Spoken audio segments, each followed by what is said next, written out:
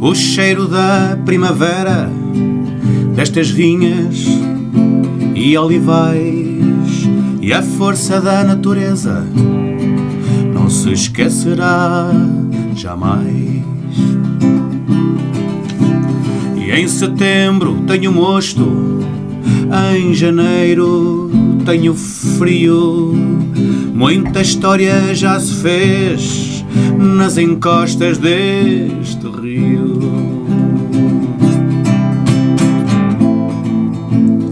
É nesta vinha onde eu vivo e o vinho que ela fez, agora não volto atrás.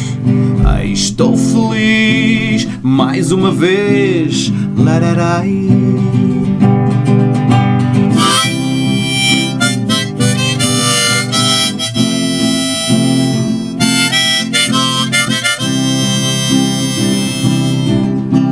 Já tentei fazer muita coisa na minha vida, só que a roda deu um giro e deixou-me no mesmo lugar.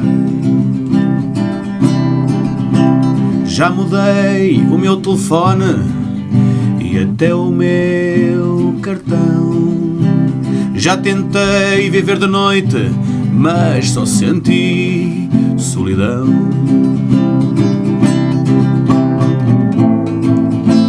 É nesta vinha onde eu vivo e o vinho que ela fez, agora não volto atrás. Estou feliz mais uma vez. Lararai.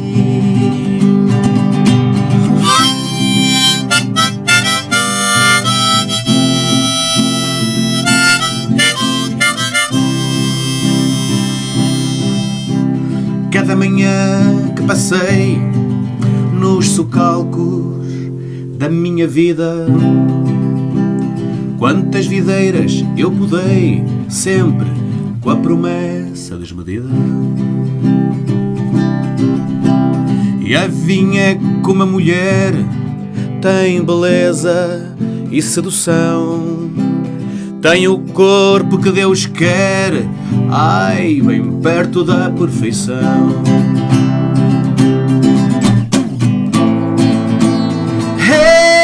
Nesta vinha onde eu vivo e o vinho que ela fez, agora não volto atrás. Ai, estou feliz mais uma vez. Lararai.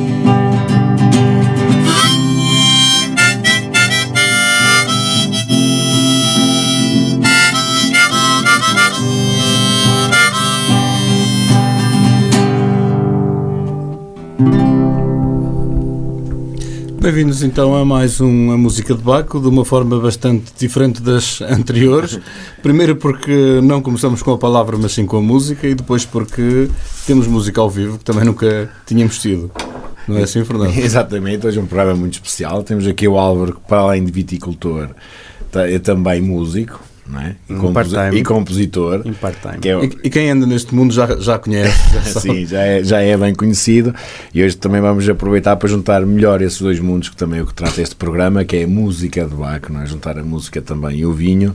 E Álvaro, desde já agradecemos a tua presença aqui. Eu que agradeço. E vamos começar então com a nossa primeira pergunta, que normalmente serve para desbloquear o programa. É o porquê da enologia, neste caso o porquê da viticultura. Como é que o Álvaro vem parar a viticultura? Bom, isto é quase genético, não é? Eu nasci numa aldeia vinheteira, Covas do Douro, e parecendo que não, toda aquela vivência das vinhas, do contacto que tem, da labuta do vinho do Porto, o contacto com o mundo dos ingleses, da exportação, o contacto com as vindimas, desde a nossa infância até a idade de adolescente. Contrariamente àquilo que aconteceu na minha geração, em que quase toda a gente foi embora, eu senti-me sempre apaixonado pelas plantas e pela vinha, e portanto a minha vocação de agrónomo vem desde criança, novo, não é? Desde criança. Portanto, eu recordo-me, a minha esposa até guarda essa carta, ou a minha mãe, a minha esposa, já nem sei, uma carta que que eu decidi fazer ao meu pai no dia de pai, que tinha 11 anos ou 12 anos, que na altura não havia troca de prendas como há hoje, em que eu digo... Sim, fazia-se na escola. Gostava muito do meu pai, que na altura não havia muitos afetos, não havia, geralmente, efetivamente não havia, mas tive esse lado de escrever uma carta ao meu pai, que escrevia-se cartas no dia do pai, e dizer abertamente que, se pudesse, eu queria ser agrónomo. E, portanto, essa carta guardo religiosamente e, portanto, a vocação de ser agrónomo vem de longe. E quando optaste por essa carreira, por essa via, decidiste estudar para onde? Eu passei primeiro para o Instituto Politécnico de Bragança e depois foi para a Universidade de Trás-os-Montes de Altura, que é a nossa casa. A nossa casa, claramente. E o que é que te lembras desses tempos na universidade, a nível dos professores, da vida social? E continuo a ter muito contacto com eles e, portanto, a gente acaba a universidade e a gente tem a sensação que sabe pouco e, portanto, temos a consciência de que... Isso é comum aos cursos todos, por isso deviam ser mais práticos e menos teóricos. Não, mas isso é bom, quando damos consciência de que nós precisamos de trabalhar e depois começar outra vez do zero, mas com outras bases científicas, porque a ciência é muito importante. Foi importante e para mim foi isso importante porque depois desde o meu primeiro emprego, tenho um emprego há 25 anos no mesmo sítio, que é na Real Companhia Velha, na Quinta das Carvalhos, e portanto aí eu de facto, que trabalho até hoje, e portanto como agrónomo, e portanto aí foi uma verdadeira escola, e portanto, e durante estes 25 anos o que aconteceu foi que eu pedi muitas vezes apoio e auxílio a alguns professores e a algumas cadeiras que durante o trabalho, durante as experimentações vitícolas, durante a experimentação das castas nativas, enfim, todo o processo vitícola, um pouco de revolução que nós fizemos nos últimos 20 anos, foram necessários e, portanto, a universidade é sempre uma instituição de ensino que é muito presente na minha vida, a universidade e os docentes. E achas que o curso, comparado os dias que correm com os dias em que tu estudaste, melhorou ou manteve-se mais ou menos igual? Qual é a perspectiva da evolução do curso? Eu acho que está melhor, porque está mais prático, está mais eclético e, portanto, tem mais contacto com o mundo real no que se refere à viticultura, tem um contacto maior. Não digo que é suficiente, mas é muito maior e muito melhor do que era na minha altura. E, portanto, hoje o contacto com as empresas é muito saudável. Hoje tenho contacto com estagiários e com alunos que estão no segundo, no terceiro, no quarto, no quinto ano e, portanto regularmente. Isso nota-se, isso denota uma certa abertura da universidade ao mundo empresarial e ao mundo real, o que é ótimo para nós e para eles. Muito bem. E dos teus colegas que estudaram contigo, tu ainda tens contacto com eles? Todos se mantiveram na área ou a maior parte acabou por desistir e para áreas completamente diferentes? A maior parte está na área, não na viticultura. Na viticultura conheço talvez meia dúzia, mas depois outros se diversificaram para outras atividades, a horticultura, para outros para o ensino, outros emigraram, mas estando a trabalhar na agronomia, na floricultura, outros trabalham no Ministério da Agricultura. Portanto, acho que da minha fornada que fomos 50, poucos não estão ligados ao setor da agricultura. Na área, muito bem. Na área. E das noites de Vila Real e dos tempos de estudante, o que é que tu recordas mais? Eu sou um pouco boémio, não é? Eu era um bocado trovador. Não é que isso me tenha afetado muito. Eu sabia a minha limitação e, portanto, não podia andar a vadear muito o QB, portanto, mas havia um bom ambiente noturno e, portanto, nós de facto tínhamos esta noção de que da semana académica era para gozar um bocadinho e depois nas aulas, sim, as aulas era como o trabalho, portanto, a gente de facto, não sendo um aluno, nunca fui um aluno brilhante, mas fazia o suficiente e portanto, recordo-me com muita alegria e marcou-me para sempre, certamente, a minha vida aqui em Vila Real, tanto é que eu moro aqui perto e de vez em quando ando por cá. Anda por cá. Muito bem. E uma música que te faça recordar esses tempos de estudante? Tenho muitas, é difícil a gente... Mas é aquela que estaria mais na moda na altura? Não, aquela que te marcou na parte de estudante?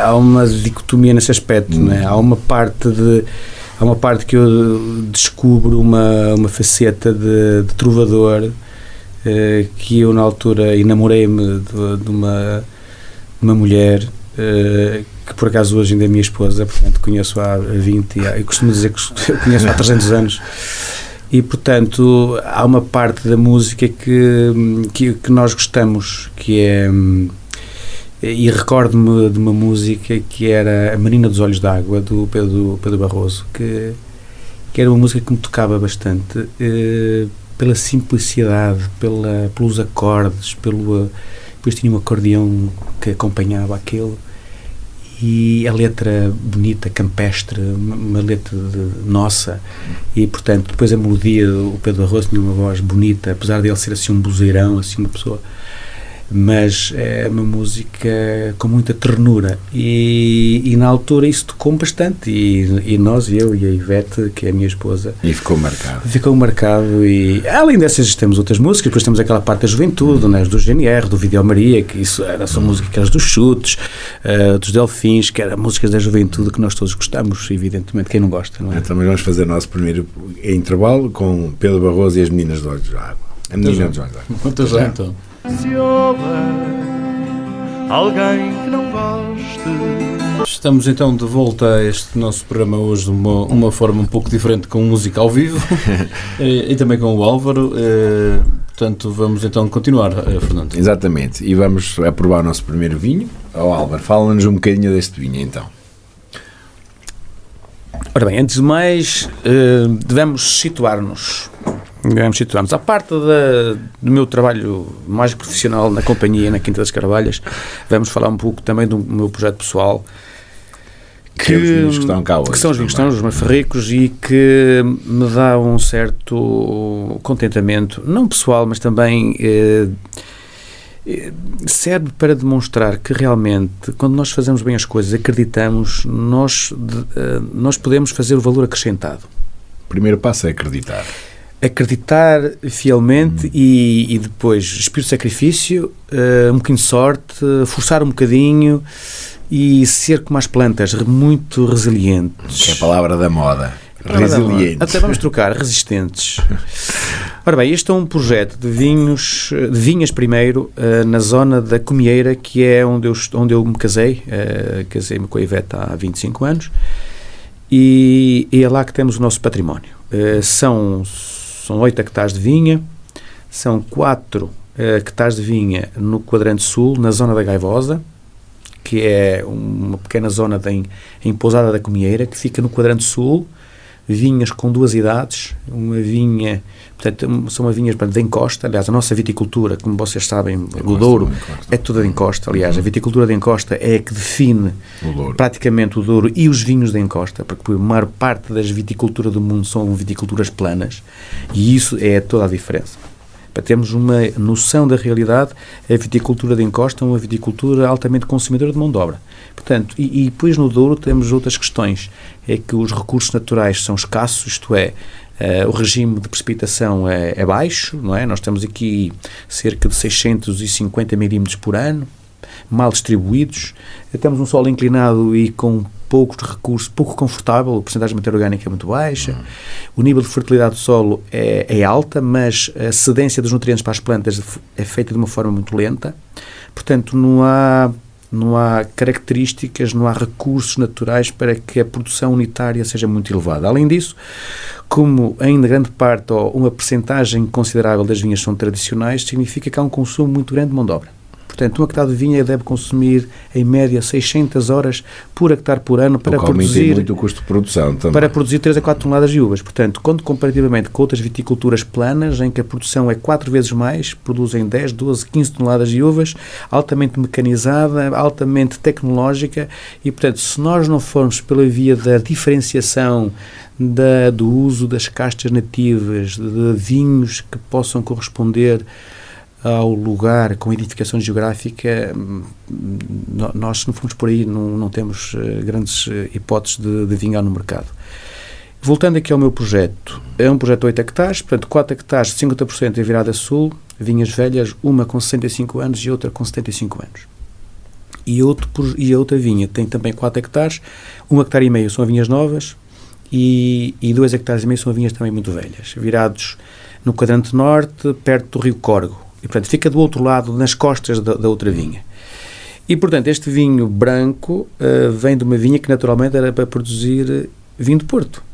E, portanto, significa que são castas. É um blend de castas. Aliás, algumas castas brancas estão misturadas nos talhões de vinho tinto e, portanto, é um trabalho redobrado. Portanto, é por isso que nós Tem temos que se passar 2 vezes na vinha para fazer a vindima. E, portanto, este vinho é feito de um blend de 12 variedades e estas variedades eram variedades indicadas para produzir vinho do Porto. Isso significa o quê? Significa que, naturalmente, são variedades que não têm muita acidez, em que têm depois tempos diferentes de maturação. E então, o que nós fazemos é uma colheita muito seletiva. E essa colheita seletiva dá para retirar menos uva na primeira colheita e, portanto, e mesmo assim nós sabemos que este vinho tem cerca de 12 variedades, mas nós não podemos ser escravos da acidez. Porquê? Porque naturalmente as nossas uvas não têm muita acidez, dado pelas suas variedades, que são para produzir vinho do Porto, e portanto a acidez não era uma prioridade, e depois a mistura das castas com alguma maturação, portanto a acidez não é uma prioridade. De facto, este vinho tem uma variedade. A mais representativa deste vinho é uma caixa que se chama Malvasia Rei, em que tem um nome local que é Paga Dívidas. Isto é... Que ela era muito produtiva. Era muito produtiva quando a videira é nova, portanto, é generosa. De facto, é generosa. Quando nós temos videiras com menos de 10, 15, 20 anos, ela produz 2 até 3 quilos. O facto é que esta vinha tem 70 anos, tem 70 a 75, não sei precisar. O facto é que estas vinhas produzem 2 cachos e, portanto, reduz muito a expressão foliar, porque, portanto, tem menos vigor, tem um bom sistema radicular implementado no solo, o que faz com que concentre muito em 2 cachos e aporta ao vinho que aporta um amargo no fim de boca que faz o balanço, dá-lhe este aspecto fresco e faz um balanço no equilíbrio no vinho. E, portanto, faço 5.000 garrafas por ano e, de facto, o meu mercado é um mercado mais nacional e, de facto, não tenho assim muitos problemas em vender, porque, primeiro de tudo, é um vinho com baixa edição, são máximo 5.000 garrafas, e depois realmente tem esta textura leve, ligeira, não é muito ácido, tem menos 5 gramas, tem 4,8 gramas de acidez, portanto é uma acidez baixa, ou não é muito alta, mas, de facto, tem aquele sabor de fruta branca, de ameixa branca, de pera, que é bastante atrativo. E, portanto, não é um vinho neutro até no início, mas que depois, no fim de boca, balança e é ótimo como qualquer bom branco, para um bom peixe. É bastante gastronómico este vinho, de facto. Normalmente nós perguntamos se, quando começaste há 25 anos atrás, se farias este tipo de vinho ou se farias outro tipo de vinho. Mas neste caso, como há vinha velha, o vinho pouco iria mudar.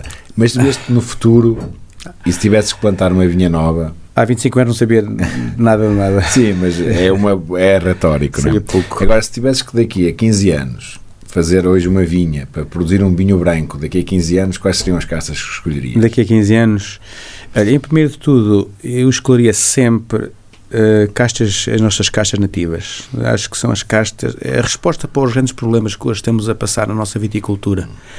Nomeadamente aquilo que se fala das mudanças climáticas. A mudança climática é o que é termos verões cada vez mais quentes e mais secos, não é? Exatamente. Portanto, no passado em 60 dias, em julho e agosto, portanto, nos 2 meses, choveram perto de 26 milímetros, estou a falar na estação meteorológica ali de Pinhão, 26 milímetros, e em 60 dias tivemos 40 dias com a temperatura a subir os 33 graus centígrados, mas desde 60 dias tivemos 15 dias com a temperatura superior a 15 graus. E os piores eram as noites, não é? Os dias. As noites. Sim, mas portanto significa que tivemos, as vinhas tiveram stresses térmicos e stresses hídricos e, portanto, e de facto o que se avizinha aí, segundo os estudiosos, são situações extremas que se podem... Ora bem, a única forma que eu acho, aliás, a forma mais efetiva e mais, digamos que, prática de nós combatermos este tipo de situações extremas é de facto usarmos o nosso material genético e, portanto, as caixas nativas são aquelas que melhor se adaptam a estas condições de extremo, mas associado a um tipo de viticultura que não se coaduna com aquilo que temos feito nos últimos 20 anos. Okay. Isto é, nós temos copiado um pouco a viticultura dos outros lugares. Temos utilizado porta-enxertos muito vigorosos, que incutem maior vigor e mais crescimento nas plantas, aceleram o desenvolvimento das plantas, dão mais produção, dão mais expressões vegetativas e aumentam muito o nível de respiração. Mas um ciclo de vida mais curto, provavelmente. E depois associamos isso a sistemas de condução mais exigentes, com o sistema de condução em cordão, em que o tronco é maior, expomos muito mais a produção a essas condições de extremo. O que se passa é que nós estamos a ver vinhas com 20, 30 anos velhas. Portanto, esgotamos rapidamente. O que nós temos que fazer, a meu ver, e depois achamos que é a rega da vinha que vai salvar isto tudo. Eu efetivamente acho que não. Eu acho que devemos fazer outro tipo de... Em caso nem vai ser possível a rega, quanto mais. Não, e depois se nós de facto, por hipótese, por extremo até, nem se podia dizer indireto, mas eu digo, não tem qualquer problema em eu dizer. Quando se trata em salvar uma vinha, ok, eu acho que devíamos optar pela rega. Portanto, estou a falar em situações onde a cultura da vinha no Douro Superior, a sobrevivência da vinha está posta em questão. Aí acho bem. Se acho que o Douro Superior deveria ter menos vinha, também acho que sim. Mas tendo vinha, acho que a sobrevivência da vinha... Agora, nós aqui temos é que optar por outras coisas. O sistema de condução, em vez de ser em cordão, talvez engoiou, reduzindo de 12 gomos para 6 gomos, para proteger um bocadinho mais a vinha. De facto, hoje o que está a acontecer em alguns viticultores é acontecer isso. O que está a acontecer hoje no Douro é que estamos a reconverter vinhas com 20, 30 anos, certo, e estamos a preservar as vinhas que têm 70 anos.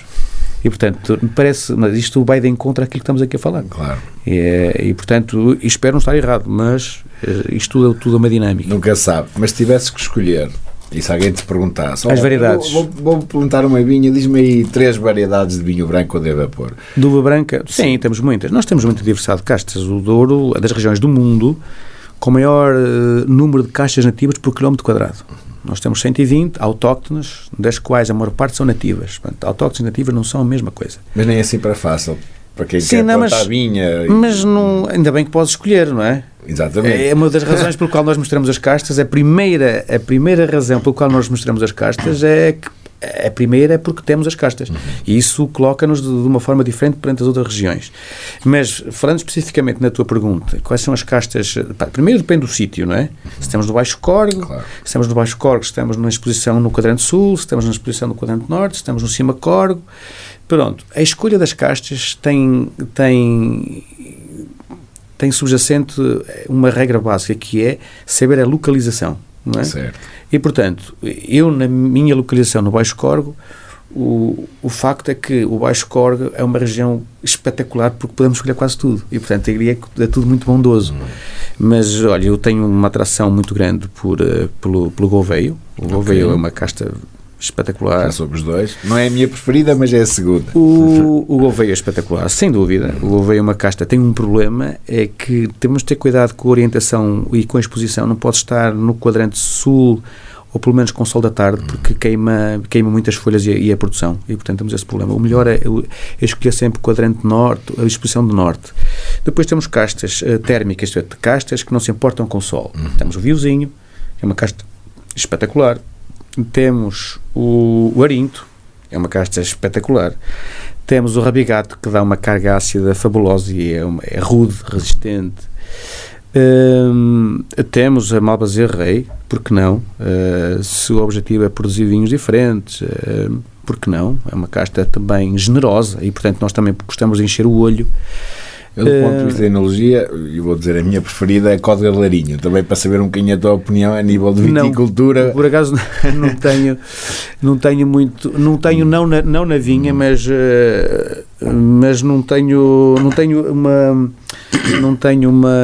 não é muito predileta para mim o Código de Larinho, até porque dá... Eu falo em continuo, claro que a parte da viticultura tem outra perspectiva, tem um bocadinho diferente. A parte da viticultura não é boa, mas no vinho há muitas pessoas a utilizar, é bastante, tem uma carga terpénica muito grande, o que para mim pessoalmente, para o meu gosto pessoal no vinho, não gosto.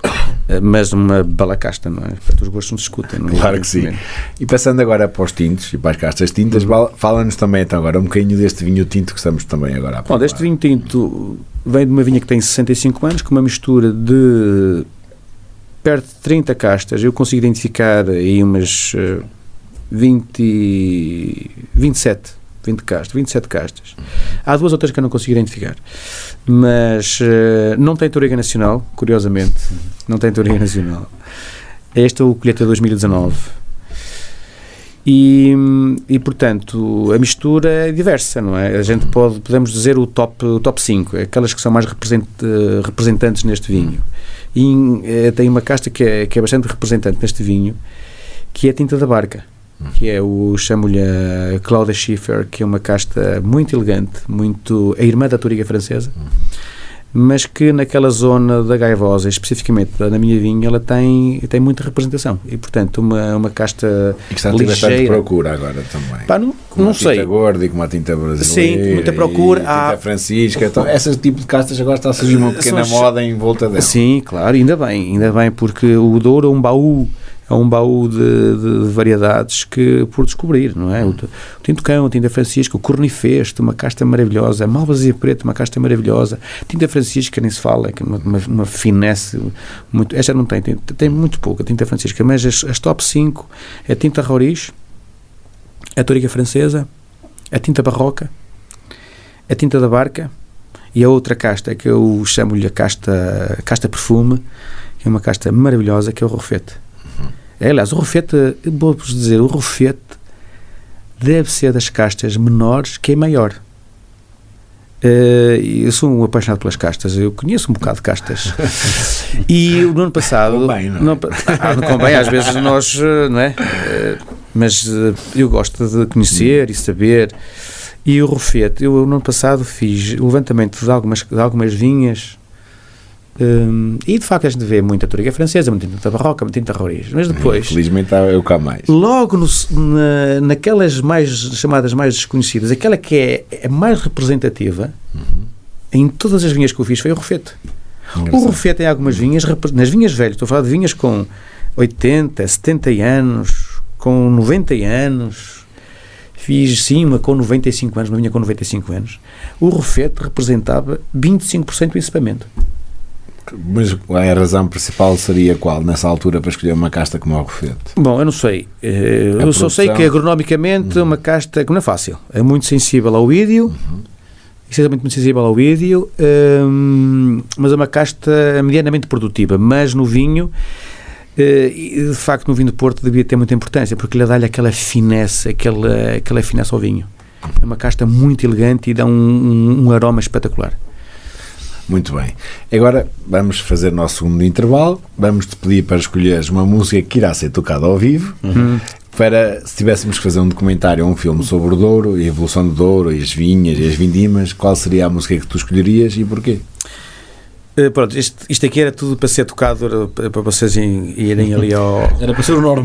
O normal, não é? Para fazer o fora da caixa. Evidentemente que se eu for tocar isto não sai tão bem como o autor era um homem magnífico, ele era um inventor de letras de música e ele teve uma inspiração enorme para produzir esta música e que de facto esta música, principalmente a primeira parte da música que se chama Vinho do Porto, do Carlos Paião, é uma letra muito rica porque de facto há aqui algumas frases, alguns versos que eu me sinto identifico-me, não é? Sei lá, e pelo rio vai dourado o nosso brilho nos rebelos de uma vida e para o mundo vão garrafas cá do fundo de uma gente envaidecida e de facto nós éramos envaidecidos com a nossa região e sentimos muito orgulho da nossa região e a nossa região é de facto uma região maravilhosa, tem todas as potencialidades para o ser e se me perguntarem a mim o que é que vai acontecer daqui a 10 anos ou daqui a 20 anos nós vamos ser terrivelmente muito melhores, porque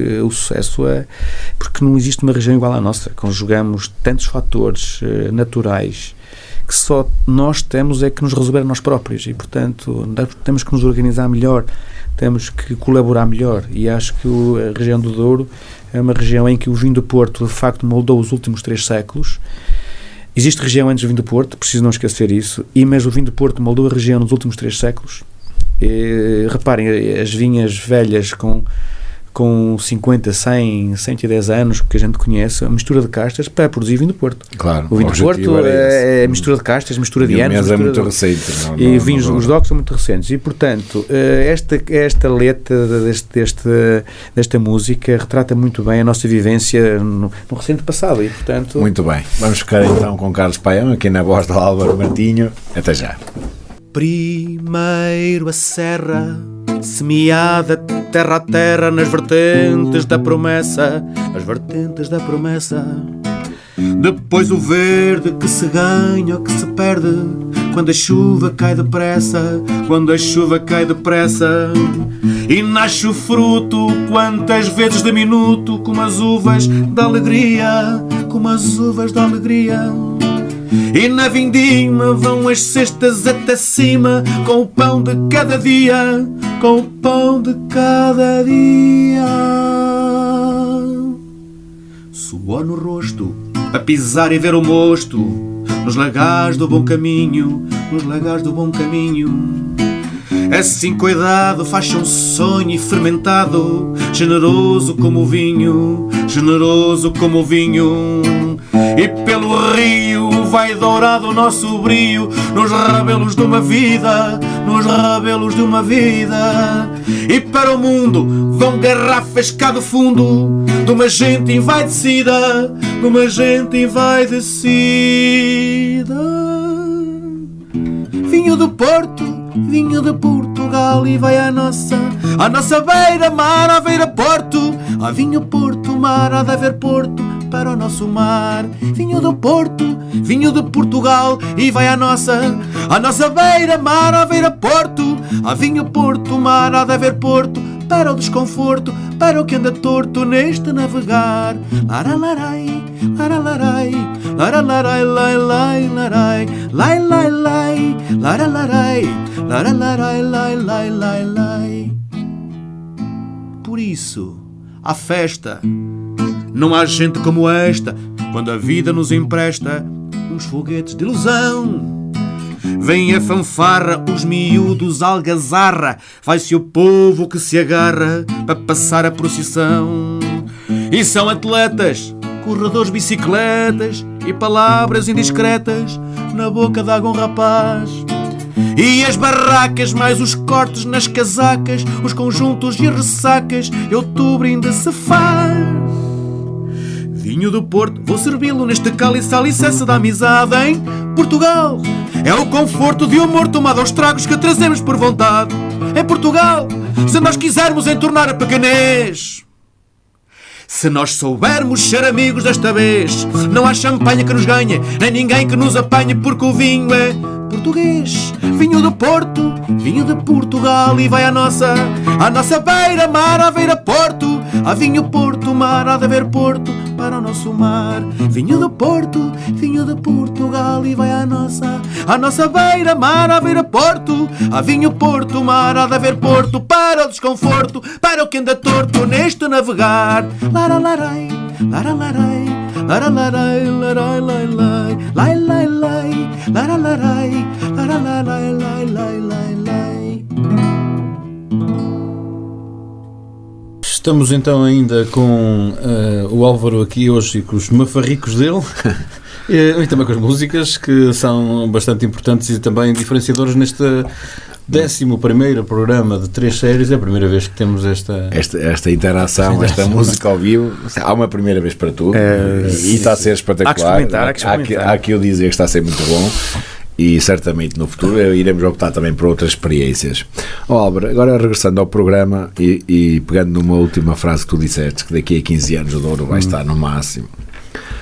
Há uma coisa que se tem debatido entre mim, os meus amigos e pessoal ligado aos vinhos, que são quase todos os meus amigos, são quase todos ligados aos vinhos, que a minha mulher também é enóloga e portanto é mais complicado. Tu achas que o turismo é uma mais-valia para o Douro em si, ou para a vinha não é uma mais-valia? Eu quero-te explicar da seguinte forma. É que acho que todas as grandes casas estão a fazer uma aposta muito forte no turismo, grandes e não só, grandes, pequenas e médias, e eu penso que estão a esquecer um bocadinho a viticultura. Ou seja, a aposta, o dinheiro está a ser injetado no turismo e não se está a apostar muito na viticultura. O que é que eu prevejo? Que daqui a uns anos os turistas não vão ter vinha para ver. O meu receio é esse, ou seja, nós estamos a pagar o que devemos ao pequeno produtor de uva, não é? Eu compro muita uva e acho que o preço não é o justo, porque também não conseguimos vender o preço ao preço que queremos. Achas que isso vai ser um entrave na viticultura? Vamos perder a mão de obra, vai encarecer o custo de produção da vinha e a aposta está aí no sentido errado? Eu estou muito à vontade para te responder esta pergunta, porque Como aqueles dos políticos. Ainda bem que vocês a pergunta. Não faço isso, porque hoje está muito na moda, porque o turismo é um empecilho. Não, pá, não vais pensar nisso. O turismo é uma oportunidade de ouro que nós temos para fazer uma coisa que andamos décadas a fazer, a tentar fazer, que é internacionalizar o nosso país e a nossa região e aumentar o valor acrescentado da venda de tudo, incluindo as garrafas. Vocês, não se devem esquecer que o Douro produz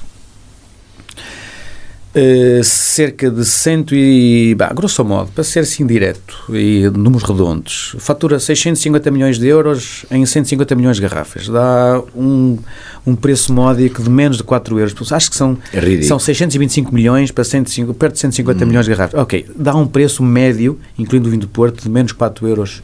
Portanto, tudo aquilo que nós falamos do clima espetacular, as caixas autóctones, a viticultura de montanha, tudo isso parece que depois não importa. Não se reflete. Agora imaginem o que é nós imputarmos o que é uma coisa, é um milagre, nós imputarmos mais €1 por garrafa. São mais 150 milhões de euros que se distribui pela região. Há de calhar a nós de alguma maneira, direta e indiretamente. Eu peço perdão por interromper-se. Eu vi uma entrevista há 2 ou 3 dias do Jaime Quendera em que ele dizia que se aumentássemos 10 cêntimos para a garrafa, ele na adega de Palmela tinha um lucro superior em 1,7 milhões. Então, e estamos a falar de 10 cêntimos. 10 cêntimos. Eu estou a dizer assim, €1 que é um milagre. Pois, isso aí ainda está... Mas vamos fazer €1 para 10 anos, não é? Imaginemos nós poder para 10 anos. Mas, voltando à questão que é a questão central, o turismo é uma oportunidade. E não esquecer uma coisa, que as pessoas vêm para o Douro, o Portugal é um retângulo, não é? E as pessoas que vêm ao Porto têm uma, digamos, que uma atitude de conhecer o Porto, conhecer os vinhos, mas o turista que vem ao Douro, a maior parte deles, não todos, vem fazer um turismo um enoturismo. O Douro faz enoturismo, é o turismo ligado ao vinho e à vinha. E sabemos que a atratividade do turista no Douro é de facto a paisagem. Óbvio, e a paisagem era mais mate. Portanto, isso significa que nós não podemos nunca desencadear um processo de desmultiplicar os investimentos na vinha, até porque é o suporte básico do nosso grande negócio, que é o vinho. Portanto, de facto, o turista vem buscar a paisagem, a gastronomia, mas o vinho é a parte central, não é? E, portanto, eu não estou de acordo com isso. Eu acho que eu estou numa empresa onde nós fazemos turismo, acompanho outras empresas, nossas vizinhas, congêneres, enfim, toda essa equipa de empresas que fazem turismo, e aquilo que eu vejo, incluindo a minha empresa, investo no turismo, mas o investimento nas vinhas e nos vinhos é duplamente muito mais visível. Portanto, nós nunca deixamos de acreditar e investir naquilo que é o mais importante na região, que é investir na sustentabilidade da cultura da vinha, que é importante fazê-lo e dizê-lo. Na sustentabilidade da cultura da vinha. A sustentabilidade é uma palavra bastante complexa e a sustentabilidade também diz respeito à questão humanitária das pessoas que trabalham connosco. Portanto, nós não podemos falar em sustentabilidade da viticultura falando só usando as caixas nativas, usando os fármacos mais amigos do ambiente, mas também temos que falar sobre as pessoas que trabalham connosco na vinha, não é? E, portanto, hoje as condições de trabalho são astronomicamente muito melhores daquilo que eu via quando era miúdo, que eu assistia, não é? Acho que era genérico, as pessoas não tinham condições de trabalho e a remuneração era muito, muito baixa. Hoje eu lembro-me que em 2002 nós fomos a primeira empresa, eu estou a falar de real, a pagar o mesmo salário de homem e de mulher em 2002. E hoje mais de 2/3 das pessoas que trabalham comigo são mulheres. Portanto, quando falamos de turismo, falamos de uma forma global. E quando falamos de turismo, falamos de oportunidades. E o turista que vem aqui, a maior parte do turista que vem aqui, vem para ter uma experiência única. É por isso que a região tem que saber se preparar para receber as pessoas e, de facto, a parte da viticultura e da produção de vinhos não deverá também acompanhar esta evolução. E, portanto, sou altamente positivo relativamente ao turismo. Agora, se me perguntar se há problemas relativamente a receber tanta gente, há muitos problemas.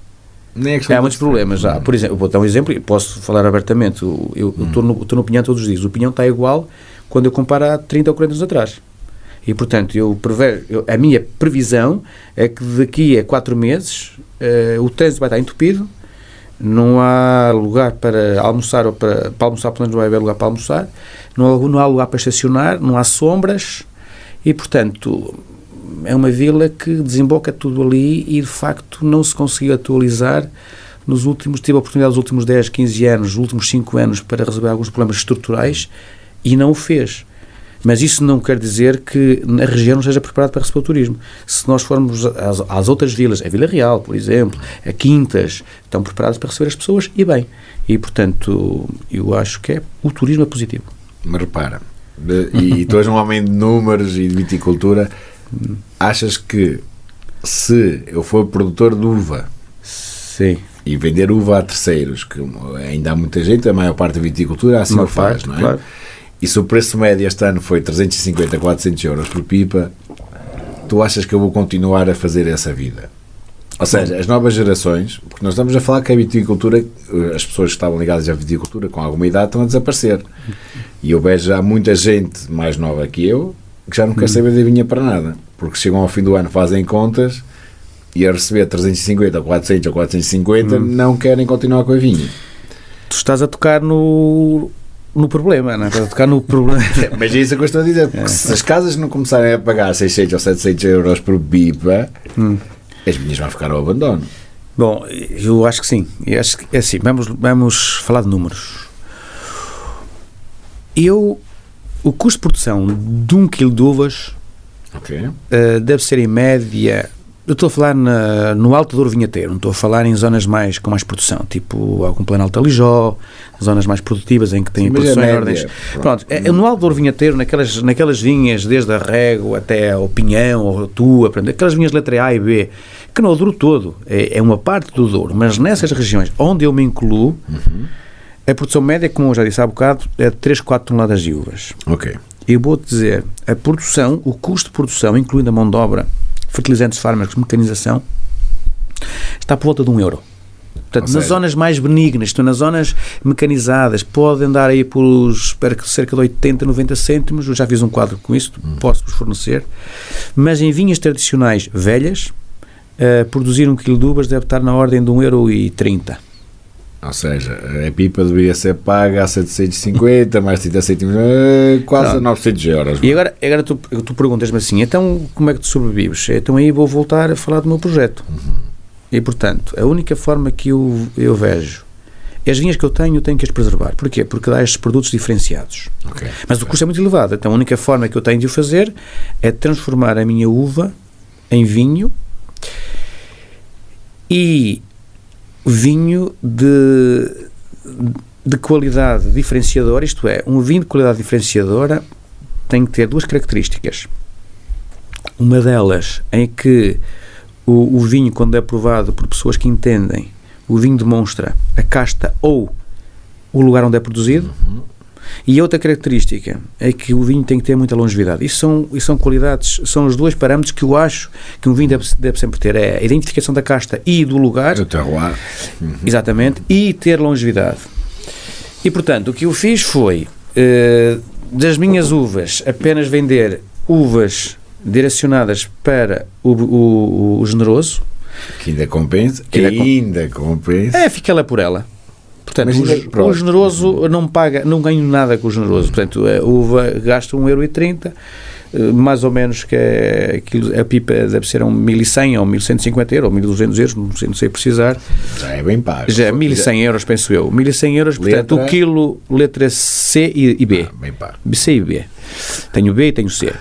1.100, penso eu. E, portanto, o preço por quilo deve ser pago mais ou menos ela por ela. Mas a outra uva, se eu fosse vendida, era vendida a 2 vezes menos. O que eu faço? Essa uva toda, eu transformo tudo naquilo que é o meu produto. Mas nem toda a gente vai fazer isso. Eu sei que não. Agora, nós, quando queremos fazer uma coisa, é imaginar o que vai acontecer daqui a 10 ou 15 anos. O que vai acontecer daqui a 10 ou 15 anos é, os custos de produção vão aumentar. Cada vez mais. Porque há escassez de mão de obra, os produtos para vinho, os fármacos, os fertilizantes, os combustíveis, as máquinas, os seguros, tudo isso vai aumentar de uma forma exponencial, já aumentou desde o ano passado até este ano, há 2 anos, no ano passado para este ano, e, portanto, nós vamos ter custos agravados nos custos de produção. E, portanto, o que vai acontecer é que algumas pessoas vão vender as suas propriedades para outros que têm, digamos que, esse caso resolvido, e, de uma forma conjuntural, a região vai ter que pagar mais a uva para ser sustentável. Isso é um processo que tem que acontecer obrigatoriamente, não é? Deus queira que sim. Mas eu posso perguntar, nos últimos 20 anos, digam-me 20 hectares de vinha que foram abandonados. Mas eu não vi. Contínuos não, claro. Sim. Com essa Sim, mas assim, é difícil, uma vinha abandonada. Não há. Agora, que é difícil é que a região tende para executar preços melhores. É questão dos últimos 20 anos. Agora estou a falar destes herdeiros, os próximos herdeiros, que já são pessoas que já têm cultura, já são pessoas formadas, já têm outras profissões, não vão ficar com a vinha. Não, o que pode acontecer é o seguinte: também vamos ser pessimistas, vamos ser otimistas. Eu não digo que não. Agora imaginamos nós. Eu não posso ser esse o caso, porque eu não tenho vida para fazer mais produção, porque eu faço cerca de entre 15 e 20 mil garrafas, é aquilo que eu posso fazer, aquilo que posso vender, porque depois não tenho mais tempo. Agora imaginemos para projetos que eu não vou citar aqui, mas, por exemplo, projetos como o Wine and Soul, como a Poeira, projetos como a Anipor, que são pequenos projetos que têm dimensão, isto é, têm capacidade de evoluir, de crescer. O que é que esses projetos fazem? Esses projetos são feitos por pessoas, eles e outros, projetos iguais a eles, são feitos por pessoas que entendem da coisa, entendem do vinho, mas entendem da vinha. E eles, quando um dia ter necessidade de adquirir mais uvas, eles vão escolher as melhores uvas, não é? E eu estou capacitado de que, num prazo médio, eles vão querer as melhores uvas e já está a acontecer, há uma competição séria sobre o acesso à matéria-prima de qualidade. E, portanto, isso faz com que os preços vão ser mais elevados. Isso já aconteceu nos últimos 5 anos. Mas não deixa de ser residual. Isto, na minha opinião. Já não é tão residual assim. Eu acho que é um problema, eu percebo, assim, eu entendo, eu sei que é, mas eu tenho esperança de que a boa uva vai ser valorizada. Assim esperemos. Por falar em boa uva, estamos agora a provar aqui uma Touriga francesa. Exato. É uma vinha que eu fiz em 2012, de Touriga francesa. Para quem não sabe, a Touriga francesa é uma das castas mais recentes do nosso panorama de castas. Uma das meninas bonitas do Douro. A Touriga francesa já tive muitos nomes. A Touriga francesa a história está escrita no conta-rótulo, demorou-me aí uns 15 dias a fazer esse texto. Então, mas também, já agora aproveitamos para explicar aos nossos ouvintes que não estão ligados à área, a Touriga francesa não é francesa. Sim, não. Isso é importante. Não, eu vou explicar. A Touriga francesa é uma casta que surgiu nas cinzas do Douro, isto é, nasceu, cresceu, foi criada quando o Douro de facto teve um grave problema. Não este problema de preços, um grave problema foi quando uma praga que se chama filoxera, que hoje ainda existe, residual de uma forma, mas ainda existe, a gente ainda consegue ver sintomas de filoxera por aí. Portanto, o filoxera é um coleóptero que veio da América, passou por Inglaterra, por França e depois veio a Portugal. Em 1865 e 62 foi identificado em Portugal, em 65 já era uma praga. E, portanto, houve um período enorme em que esta praga, portanto, este coleóptero, que deve ter 3, 4 milímetros, habita no subsolo e tem um apetite preferencial pelas raízes das videiras. E, portanto, arranjou aqui no Douro e noutras regiões, no velho mundo vitícola, um pasto fácil para sobreviver e para proliferar. E, na altura, nós tínhamos todo o mundo tinha pouca capacidade técnica e química para combater essa praga. E, portanto, de dia para dia, de ano para ano, o que aconteceu? Os viticultores, como eu e como vocês fossem viticultores, o que acontecia é que via o património que tinham todo o ano para ano a ser lapidado, portanto, as vinhas a morrerem. Porquê? Porque as vinhas deixavam de ter raízes e, para ti, morriam. Houve um senhor que é dali perto de Celeiros, penso eu que sim, e que se chamava Albino Sousa. Esse Albino Sousa, que hoje devia ter uma rua aí, eu acho que aquela estrada que vai da Régua ao Pinhão, não, na Régua ao Pinhão devia ter o nome dele, 222 é Albino de Sousa. Pronto, da estrada da Régua ao Pinhão, acho que esse homem foi muito importante, porque foi, acho que morreu desgraçadamente, mas de qualquer maneira, por outros motivos, mas ele foi um homem muito importante porque era um homem que queria experimentar na altura, né? Nós, muito conservadores, não tínhamos grande capacidade de experimentar, e ele tinha umas certas quintas ali em Celeiros e noutro sítio perto da Pesqueira, e ele conseguiu ver nos franceses, na altura até estava aqui uma equipa de franceses, ele conseguiu ver nos franceses uma esperança para combater a filoxera. Então ele foi à França várias vezes, à escola penso que de Bordeaux, na altura apelidava-se Escola de Hibridação, mas é uma escola de viticultura, e ele foi aprender como é que se fazia o cruzamento de plantas para obter novas plantas. Como vocês sabem, as vinhas reproduzem-se vegetativamente, portanto não por via seminal, e portanto vegetativamente é pegar num ramo, colocar, e nós reproduzimos exatamente a informação genética do seu progenitor. Via seminal não, nós nos reproduzimos, e portanto ele foi ver como é que se fazia isso, e então ele tinha que juntar duas flores, não é? E portanto juntar dois gametas, masculino e o gameta feminino, para obter um indivíduo diferente, um cacho diferente, e depois daí extrair as sementes e germinar, que é muito difícil germinar as sementes de videira. Então ele, depois de algumas visitas em França, ele apurou a técnica e veio para as suas vinhas e escolheu os dois progenitores. E escolheu quais? Aqueles que ele detectava que eram mais resistentes à filoxera. Não que fossem imunes, mas que fossem resistentes. O que é a resistência? A resistência é se a filoxera comesse 3 ou 4 raízes e ele emitia mais 3 ou 4. Portanto, tinha uma capacidade regenerativa muito grande. Então ele escolheu dois cavalos, não é? Dois fortalhaços, não é? Um era o Mourisco, de facto o Mourisco, uma casta magnífica, rude, resistente, produtiva, folha larga, resistente à seca, resistente a tudo. Mas é uma casta funcionalmente feminina, isto é, a parte masculina atrofia e não consegue polinizar. E, portanto, tanto é que, quando éramos miúdos, nós sabíamos, os nossos pais diziam, o Mourisco tem que ser macheado. A gente não sabia o que isso era, mas hoje já percebemos. Portanto, é uma casta funcionalmente feminina. E então ele escolheu a mãe, que era o Mourisco, e o pai escolheu a casta também rude, mas que é retombante, é um bocado selvagem, produz muito, às vezes produz pouco, era muito heterogénea, mas o que produzia, de facto, com muita qualidade, que é a Touriga Nacional, que na altura tinha o nome Tourigo. Portanto, a casta Touriga Nacional é muito retombante, é muito má na vinha. Caso vocês não sabem, nós gastamos mais de 20% de mão de obra só para educar.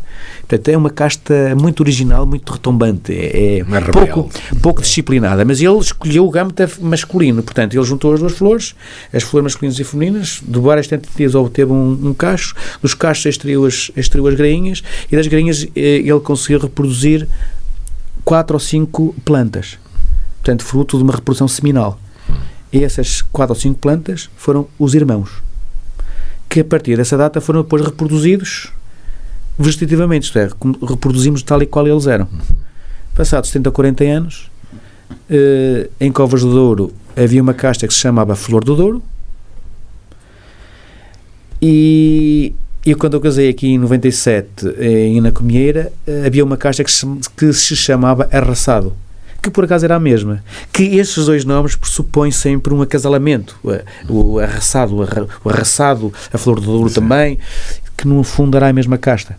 Portanto, esta casta foi tendo nomes ao longo dos últimos 70, 80 anos, nomes diferenciados, mas todas dos irmãos todos, essa casta foi aquela que mais importância teve. Então, em 1940, o que se passou é que foi com a... Deixa-me só aqui apagar o telefone.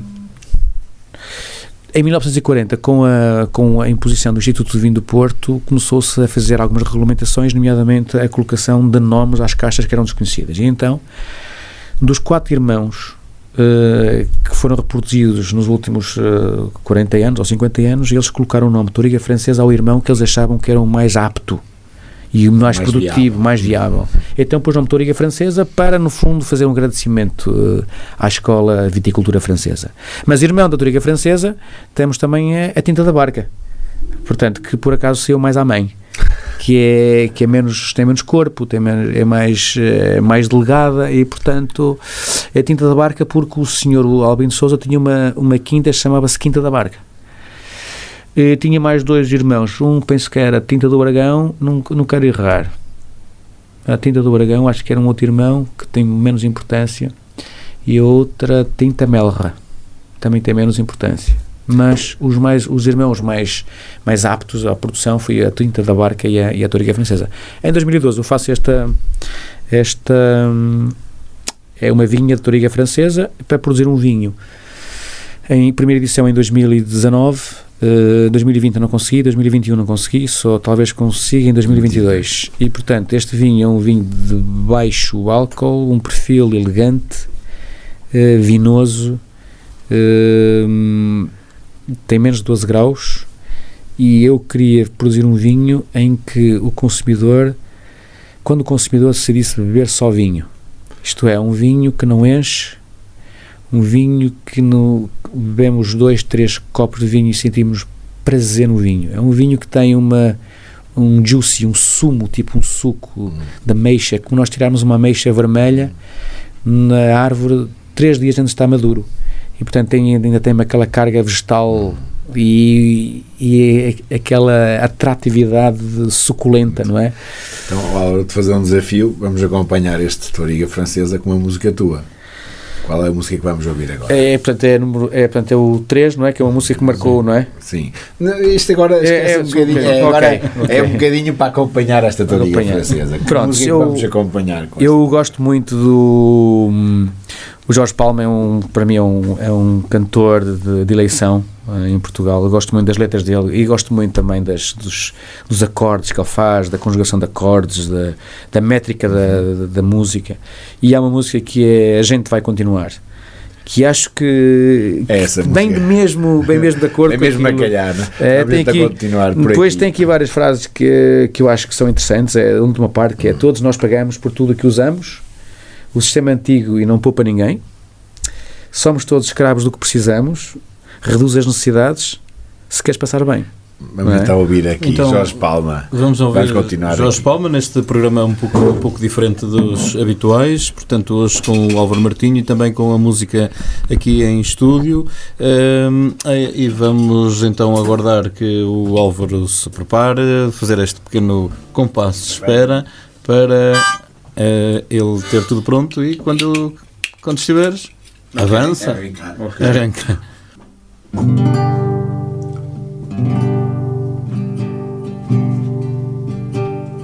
Tira a mão do queixo, não penses mais nisso. O que lá foi já deu o que tinha a dar. Quem ganhou, ganhou e usou-se disso. Quem perdeu há de ter mais cartas para dar. Enquanto alguns fazem figura, outros sucumbem à batota. Chega aonde tu quiseres, mas goza bem a tua rota. Enquanto houver estrada para andar, a gente vai continuar. Enquanto houver estrada para andar, enquanto houver ventos e mares, a gente não vai parar. Enquanto houver ventos e mares,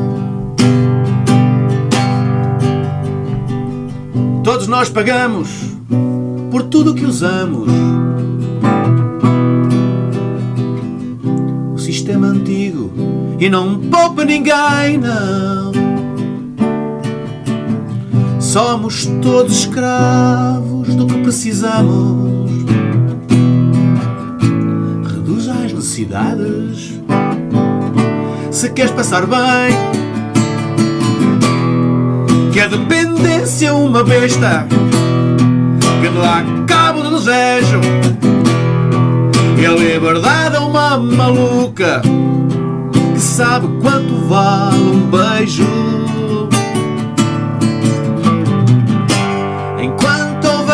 estrada para andar, a gente vai continuar. Enquanto houver estrada para andar, enquanto houver ventos e mares, a gente não vai parar. Enquanto houver ventos e mares.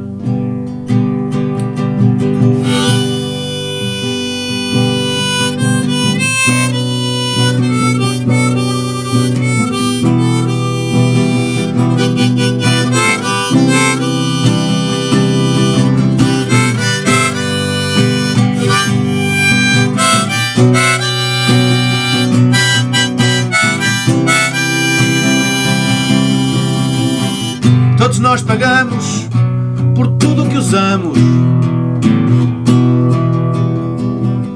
O sistema antigo e não poupa ninguém, não. Somos todos escravos do que precisamos. Reduz as necessidades se queres passar bem. Que a dependência é uma besta que dá cabo de desejo, e a liberdade é uma maluca que sabe quanto vale um beijo.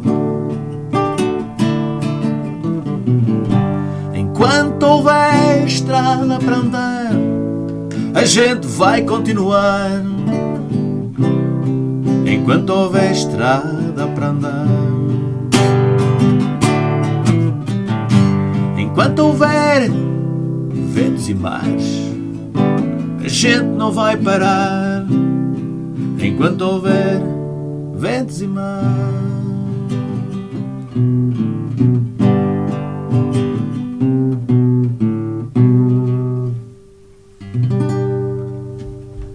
Ora, voltamos então aqui ao nosso estúdio onde hoje estamos com o Álvaro e vamos também continuar com mais conversa, com mais vinhos e também com mais música. Exatamente. Álvaro, fala-nos aqui um bocadinho do teu projeto, do nome Mafarrico. O porquê do Mafarrico?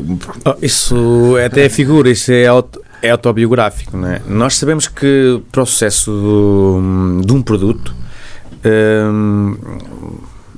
há vários parâmetros, não é? Um é a qualidade intrínseca do produto, por isso é muito importante a vinha, muito importante termos um staff de mão de obra que assegure os trabalhos, as tarefas todas, a uva tem que estar em qualidade, temos de ter processos de vinificação também muito bons, que vai de encontro àquilo que nós falamos há bocado, para identificar o lugar, vinhos ótimos, bem feitos, depois a rolha, a garrafa e o rótulo, de facto, o nome e o design também são coisas que ajudam, e portanto... Os olhos comem mais que... E de facto, o nome Mafarrico é um nome que está na nossa infância, não é? Qualquer um de nós era Mafarrico quando éramos mais jovens, não é?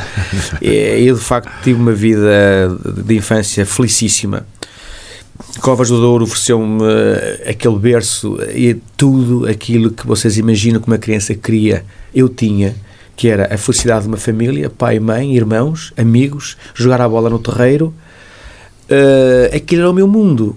Mas, de facto, durante aquilo que é o meu mundo, que eu era uma pessoa travessa, era uma pessoa que fazia, era um miúdo que fazia muitas... punha a minha mãe no inferno e, portanto, era muito travesso, era muito irrequieto, não era, evidentemente, que na altura não havia lugar para sermos mal educados, nem para o professor, nem para o vizinho, nem para a tia, nem para a mãe, nem para os avós. Isso era uma coisa impossível. Deus nos livre. Isso era umas coisas ótimas que nós tínhamos, uma boa educação. Mas de facto era Mafarrico, era um nome que vulgarmente me usavam, como digo no rótulo, mas o design que está aqui feito, portanto a teoria francesa está um miúdo mais tranquilo, mas de facto esta é a minha vida, retrata a minha vida quando era miúdo. Reflete a tua história. Esta autobiográfica, uma figura autobiográfica. Até fala-nos também um bocadinho deste Mafarrico, a minha vinha, que é o que estamos agora a provar. Muito bem, uma Mafarrico, a minha vinha é um vinho que fiz em 2015, não esquecer que quem faz os meus vinhos é o Jorge Moreira, que eu sou o viticultor dele, ele é o meu enólogo, isso, aliás, antes de tudo somos muito amigos, e o Jorge Moreira é um excelente enólogo, e portanto devo-lhe ele muito esta performance de todos os vinhos, e de facto este vinho nasceu de uma vinha que eu comprei ao lado de uma Touriga Nacional que eu tinha feito. E, portanto, havia lá uma hectare de vinha muito velha em que o senhor queria vender. E queria vender para arrancar ou queria vender qualquer coisa. E eu senti um apelo para comprar aquela vinha. Aquela vinha era muito velha, talvez perto de 80, 90 anos. E eu senti um apelo enorme em comprar aquela vinha. Portanto, eu comprei aquela vinha ao lado da minha vinha da Touriga Nacional e pelo dinheiro que não tinha. E, portanto, aquilo custou-me muito a pagar aquela vinha, e foi a vinha que mais me custou. As outras da Touriga Nacional foi, portanto, uma vinha de herança da minha esposa. Aquela foi uma vinha minha, portanto, daí que eu considerei aquilo a minha vinha. E como eu tinha uma música feita em 2011, eu apelidei este vinho da minha vinha. E, portanto, eu fiz um vinho para, no fundo, contemplar uma música. E, de facto, o conta-rótulo é o segundo verso da música. Em setembro tenho mosto, em janeiro tenho frio. Muita história já se fez nas encostas deste rio. Portanto, é 50% Touriga Nacional, às vezes é menos, depende do que a vinha velha dá. Se a vinha velha der melhor um bocadinho, que é uma vinha muito velha, produz pouco, produz 300 gramas, 400 gramas por cepa. Também é uma mistura de 25 variedades, todas misturadas. Se a vinha velha produzir mais, eu diria que a Touriga Nacional, que representa, neste caso concreto, 2018, a Touriga Nacional deve corresponder a 50%, tive pouco, tive menos. Mas às vezes corresponde a menos de 50%. Claro. Portanto, é um blend de uma vinha velha a complementar com a Touriga Nacional. Portanto, de facto, a Touriga Nacional dá-lhe amplitude, não é? Dá-lhe amplitude, dá-lhe longo de boca.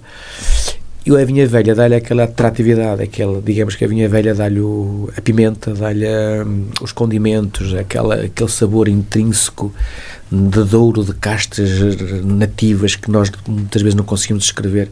A Touriga Nacional é muito generosa e, portanto, dá-lhe aquela amplitude. E, portanto, é uma boa conjugação. E eu deste vinho só faço 2.000 garrafas ou pouco mais. E estes são os vinhos, quem nos está a ouvir em casa e quiser provar estes vinhos, onde é que se deve dirigir para o eu tenho esse caso bem resolvido, por acaso.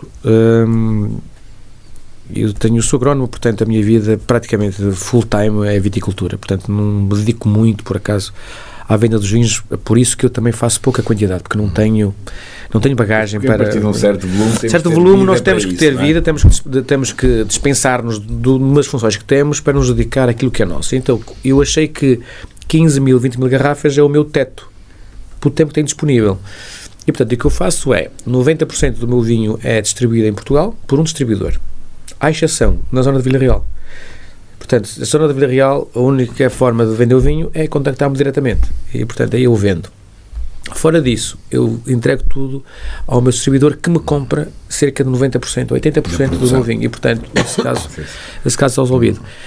Outro pormenor que eu queria salientar aqui, e que há bocado me esqueci, é que estes pequenos projetos que são... o Baixo Corgo sempre foi um parente pobre.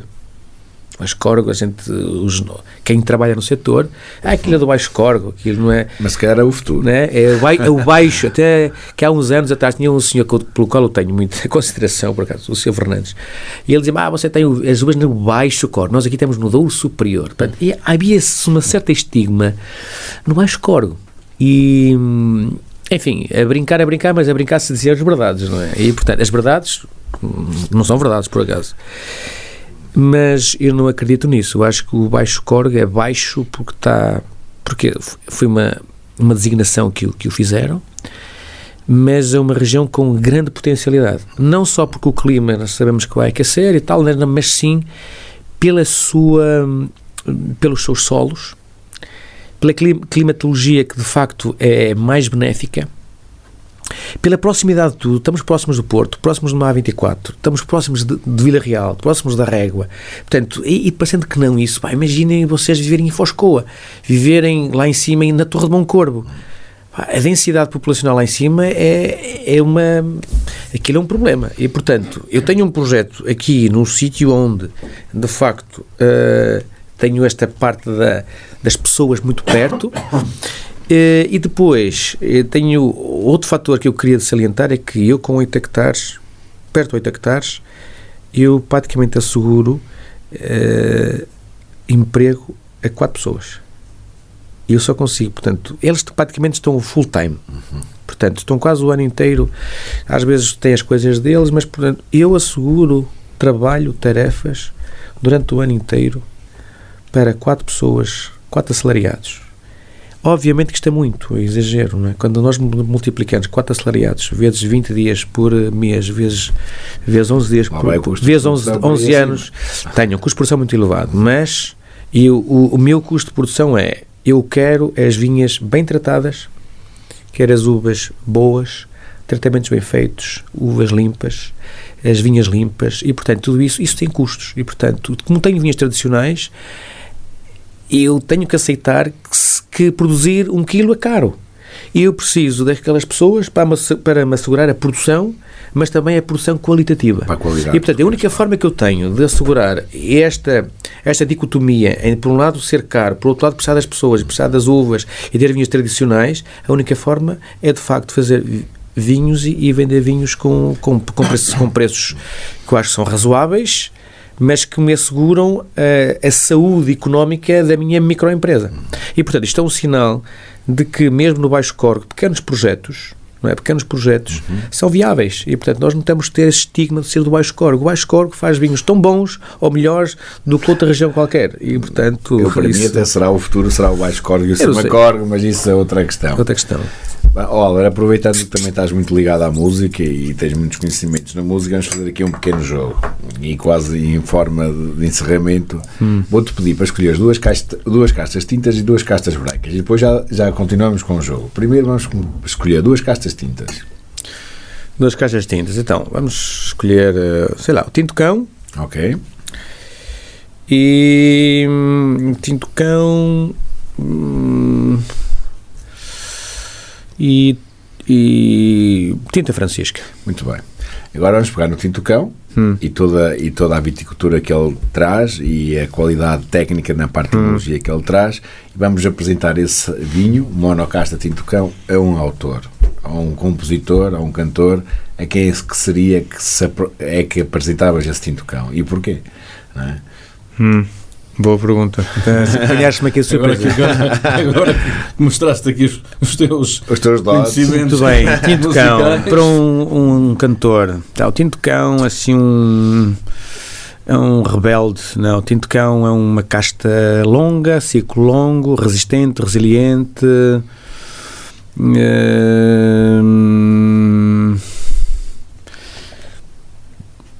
Portanto, uma casta vigorosa. A casta que tem o ciclo longo, vinhos elegantes. A Francisca também faz vinhos elegantes, mas na vinha é diferente. Sei lá, um trovador de Tinto Cão, sei lá, eu diria, o Tinto Cão pode ser GNR. Muito bem. Pode ser GNR. E Tinta Francisca? Tinta Francisca, se fosse homem, e Tinta Francisca... É homem, porque aí vai a seguir bem as meninas, que são as castas brancas. Tinta Francisca, eu punho um cantor que eu adoro também, que é o Camané. Muito bem. E se tivéssemos que escolher 2 castas brancas? Brancas, vamos lá ver. Brancas... Ele agora já sabe qual é que é o jogo. Claro, já está a escolher a casta branca. Isto é surpresa, que eu não sabia daí que ias fazer essa pergunta. Agora já tens aqui mais algum agora tenho espaço. Não, eu vou falar sem saber. Sem rede, como a gente exatamente, sem. Vamos falar da caixa há bocado que falamos. No Viozinho. Ok. E no Gouveio. O Gouveio. As 2 mulheres? Sim, claro. Pronto, vamos primeiro à casta. Viozinho é uma casta elástica, adapta-se em muitas circunstâncias, norte, sul, portanto é bem resiliente e tal. Chamamos a mulher para toda a colher, não é? Portanto, que seja polifacetada. Deixa eu ver. Uma cantora que eu gosto, polifacetada. Assim, a sair... que eu gosto. Pode ser estrangeira também, não pode? Pode, claro que sim. Pode ser estrangeira. Isto é aqui mesmo ao vivo. Claro. Não, estou a gente gosta de fazer pensar os nossos convidados. Estão a ouvir só. Tem que ser mulher, pois. Tem que ser mulher. Tem que ser não mulher. É fácil. Ok, vou fazer. Ana Carolina. Muito bem, Ana Carolina. Adoro. Tem uma música que é Garganta, que adoro aquilo, uma música que é espetacular. E Gouveia seria para quem? A Gouveia é sensível, uma mulher sensível, uma mulher que fala, tem potência, mas que tem músicas com altos e baixos, e portanto uma mulher que depois caminha, sim, talvez,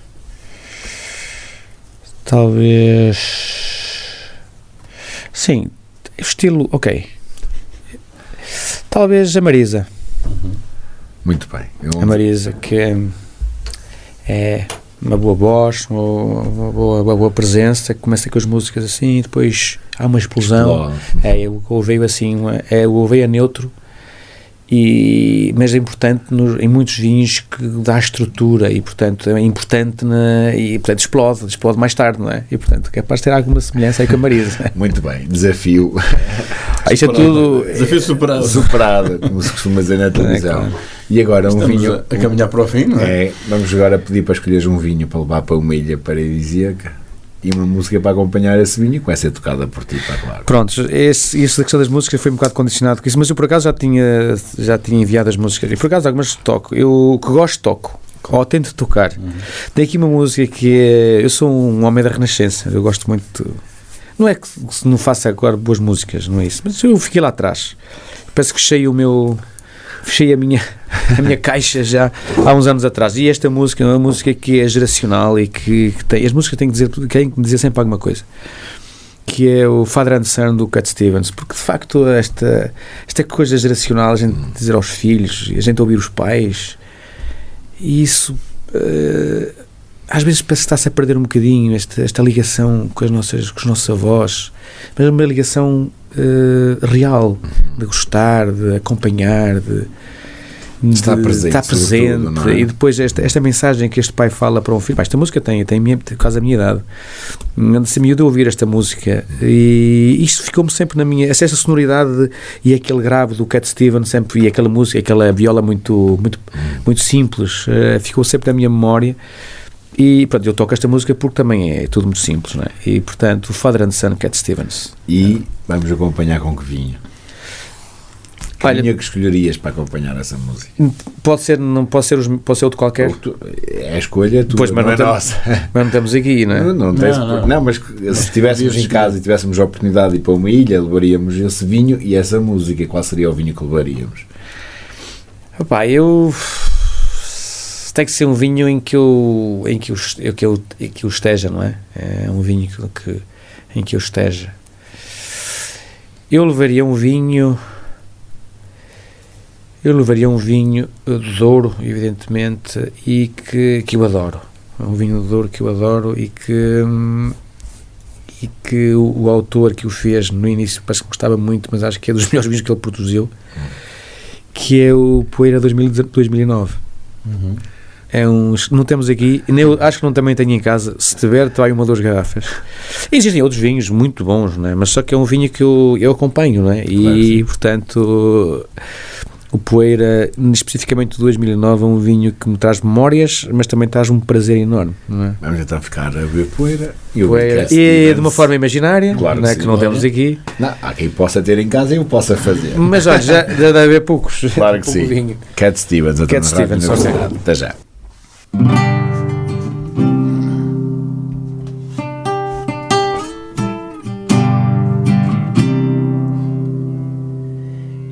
It's not time to make a change.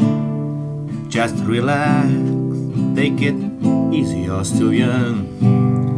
That's your fault, that's so much I have to know. Find the girl, settle down. If you want, you can marry. Look at me, I'm old but I'm happy. But take your time, think a lot.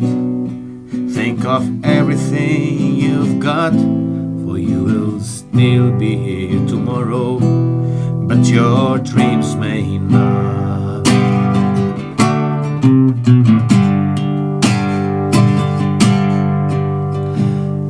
How can I try to explain when I do it turns away again? It's always been the same old story. From the moment I could talk, I saw water to listen now. There's a way, and I know, but I have to go away. I know I have to go.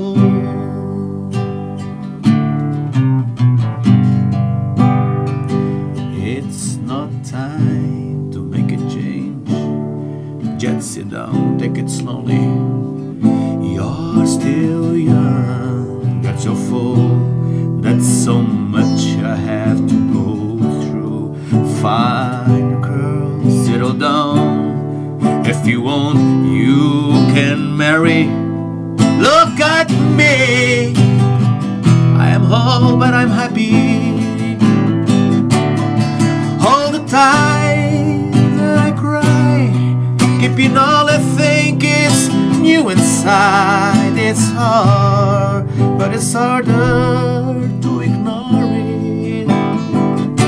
If they are right, I'd agree, but it's dating up to me now.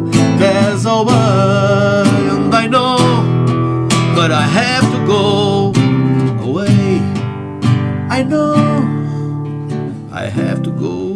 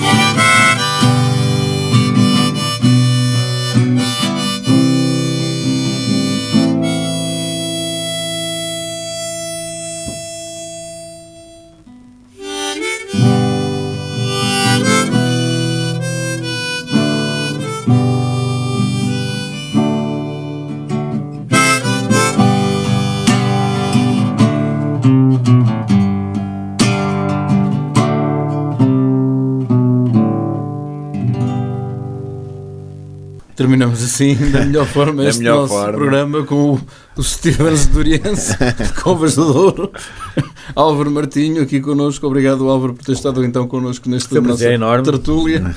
Muito obrigado. Eu quase que diria que já acabávamos em beleza, se acabássemos desta vez. Sim, mas só falta agora aqui a troca dos galhardetes. Não, digo, falta mais um programa. Não é? Sim, à partida faltará temos combinado 12, portanto vamos tentar mais um. Muito bem. Mas pronto, Álvaro, neste final agradecermos muito a tua presença aqui hoje e deixar-te ficar o vinho que nos deixou o anterior convidado. Okay. Que é o Luciano Madureira. Luciano Madureira, que esteve connosco no último programa. Conheço bem. E te deixou ele não sabia com quem era, que nós íamos estar. Ele vai sentir bem ao saber que... Este infante Isabel, que é de 10 anos da Rosés. E agora pedimos que nos deixasses também para o próximo, lá está, para o nosso décimo. Não sabendo quem é, também não... Nunca ninguém sabe. Às vezes nem nós. Às vezes nem nós. Depende das disponibilidades. Se souber quem é, a gente depois direciona um... Não, mas a surpresa é mesmo essa. Pronto, então olha, eu vou deixar aqui, talvez... Nós também não sabemos muito bem, porque depende muito da disponibilidade de cada um dos três.